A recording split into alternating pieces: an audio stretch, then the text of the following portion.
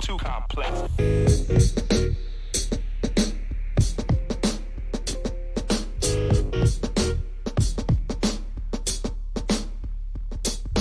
Too complex.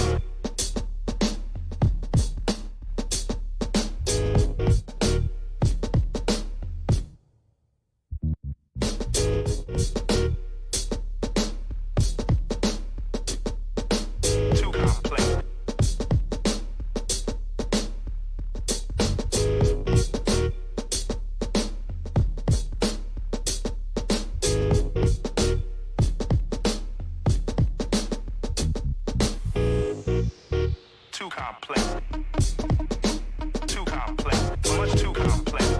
Too complex. Too complex. Too complex. Much too complex. Too complex. Much too complex. Too complex. Much too complex. Too complex. Too complex. Too complex.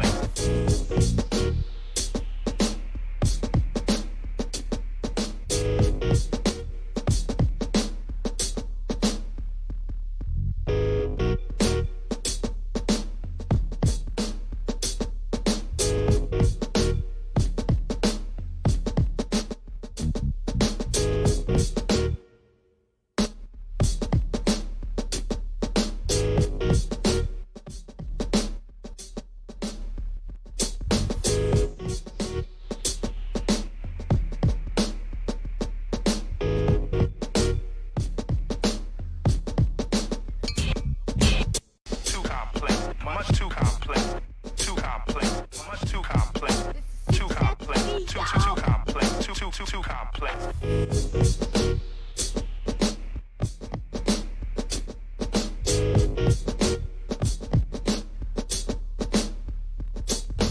Too complex. Hello, everybody, and welcome to another episode of VONSense.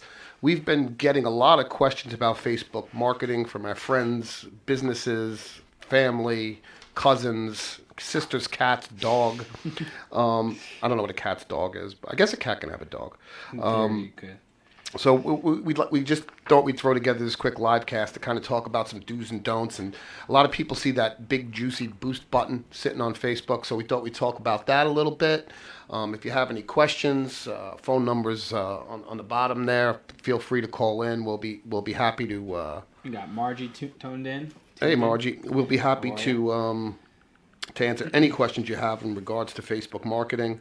And that's it. So I'm going to start off with, the difference between a boosted post and Facebook ads. Now, I don't know, a lot of people may not be aware, but the boost button, professionals should be aware, but the general population may not be aware. The boost button is a very, it's like advertising light. What is a boosted post? A boosted post is a post to your page's timeline that you can apply money to in order to boost it to an audience of your choosing. This is the simplest way to advertise on Facebook. Boosted posts differ from Facebook ads because they are not created in Ads Manager and don't have all of the same custom features. Now, the boost button can do you a lot of good if you're trying to re-communicate with your current Facebook audience. But what it can't do for you is hyper-targeting. It can't track very well. You can't measure it as well as you can Facebook ads. So I'm going to bring up the Facebook Ad Manager. I just want to also go hop ahead. in and clarify because... I'm George Passarello. Oh, I'm Joe Quadara. All right, now you can Skip the clarify. intro. Now you can clarify. But yeah, just wanted to clarify too is what you said, re-communicate with your existing audience. And the reason why that's necessary is because even though you have 4,000 people maybe who like or follow your page, it doesn't necessarily mean that those 4,000 people are going to see every post that you put out there.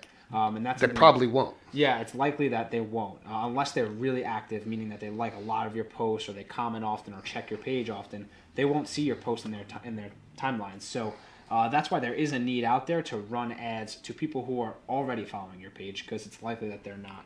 And that's where if you don't engage a marketing company and you don't want to get invested into the ad manager and learning that, which it's extremely complex. The boost button can work for certain businesses to re-engage your audience, but don't really expect to find a new audience with that boost button. What you can do is revive and bring to life your current audience. And that's how, we don't use it at all, but that's how I would use it, and that's how you should think of that button. You have to ask yourself, a couple of questions. Who do you want to reach? You pick a target audience and the type of people you want to connect with. What kind of budget do you have? How long do you want to run your ads for once you click the boost and your ad is approved? All of these things are really great for simple marketing to re-engage your business from the boost button. But the reality is the ads manager is what professionals should be using. If you've engaged a marketing company and they're using that boost button, you might want to look for another one. You might want to consider finding one that understands the nuances, because a lot of things you can't do with the boost button is test ads, right? So if I'm running a post boost, it lets me boost that single post.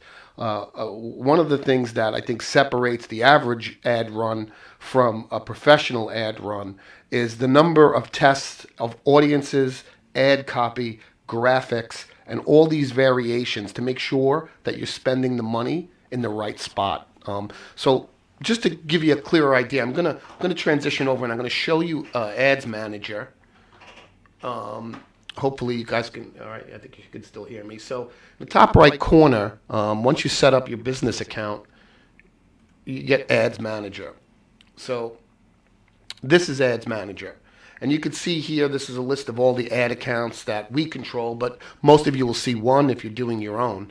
And it allows you to run a lot of different types of ads. So the ads are doing pretty well there, Joe. One of the important things is to deliver the right kind of ad to the right person at the right time with the right message. So it's finding the moments in marketing. And that boost button is not going to let you find the moment. These ad tests and audiences are going to help you hone in. So, for example, if a client gives us $1,000 budget and they say, I want to reach XYZ. I'm selling widgets, and everybody that likes widgets is over the age of 30, and here's where we deliver to, and this is the area. We don't spend that $1,000 on one ad. We take $200 of that $1,000, and we make small tests. $5, $10, $20 tests, usually about $20, and we test different audience message combinations. And we run that for a couple of days. And then we go back and we see the results of that, those runs, and then we make a decision. Do we want to press which ad had the best result and take that remaining $800 and pour it all into the best performing ad?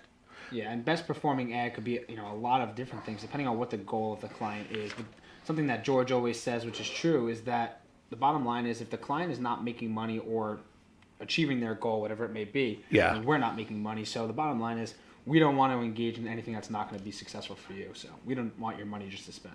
Yeah, and that's the way every company should be. A lot of times you'll run into unscrupulous marketers. Our industry is extremely seedy. There's a lot of gray in this area, and they know you don't understand, so they're able to kind of take advantage of that, or some companies are able to kind of take advantage of that. We like to make sure that we don't speak. My company, reach is important if I'm a brand, if I'm an actor, if I'm an actress. Impressions are important if I'm trying to brand a company, an idea, and not worried about sales.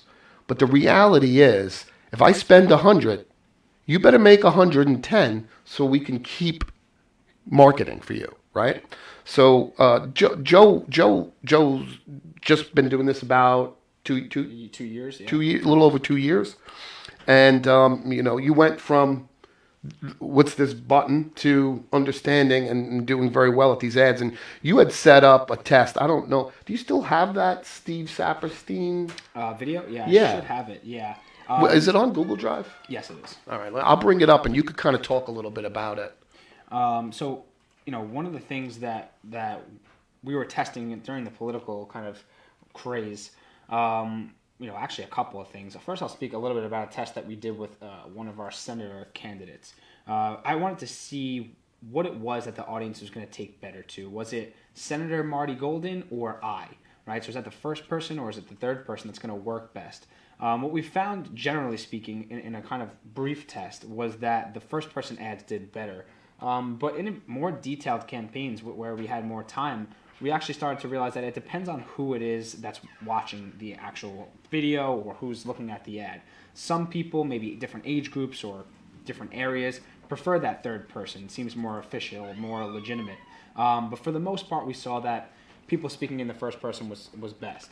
And if you didn't run that test, which you cannot do with a boost button, at least not well, you would never know that. Yeah, it's true. So you used Ad Manager. Where's that? Where's that video at? I don't know if you can find it there, but if it's too hard to find, I'll basically just explain. Do you remember the name of it? It should be Screencastify.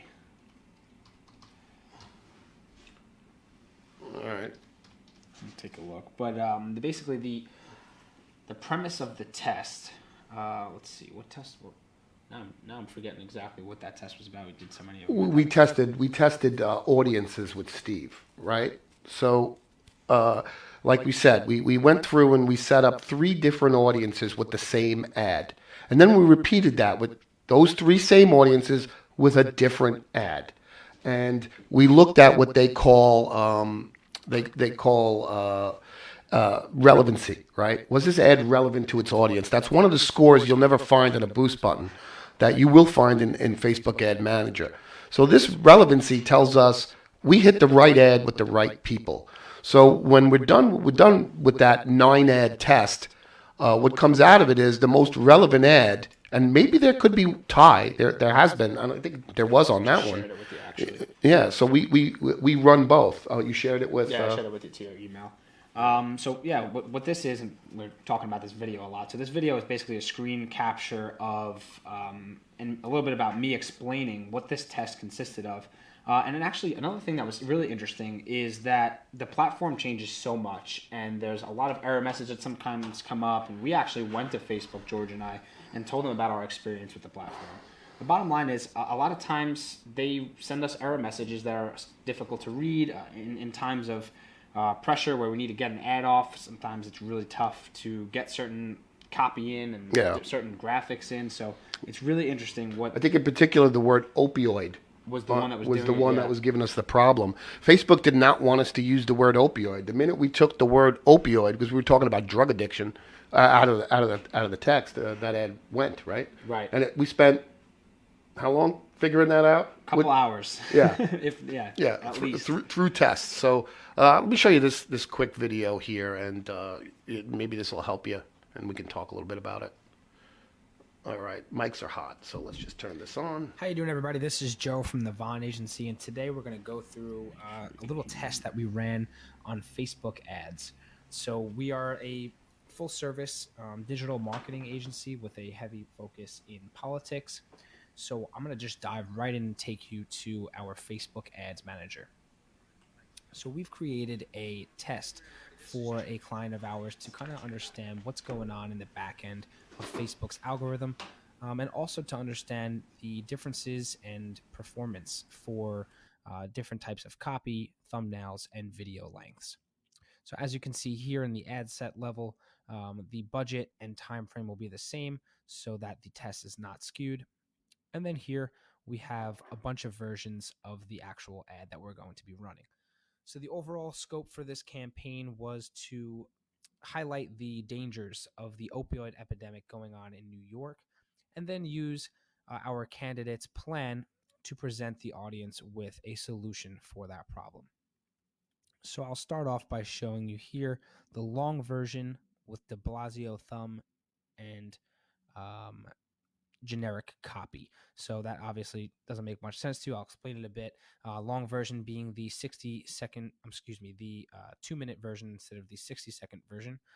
The Blasio thumb explaining just exactly the picture that is going to show up in the news feed before the video starts playing. And lastly, the copy. So generic, go edit here.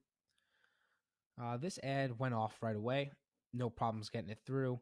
Very simple copy saying, I will fight for my constituents. However, when we wanted to use the copy that was originally drafted for the post, you can see that here. A little bit more in depth. As your assemblyman, I will fight this horrible opioid epidemic with a multifaceted plan built on treatment, recovery, education, and enforcement. #Believe in Steve. So when using this copy, the ad was not approved, and we were shown an error message, which you can see above here. The problem with this error message, and this is something that we see on a daily basis with Facebook ads, is that the messages that are sent to us for ads that are not approved are very, very vague. Here it just says that it doesn't follow our advertising policies.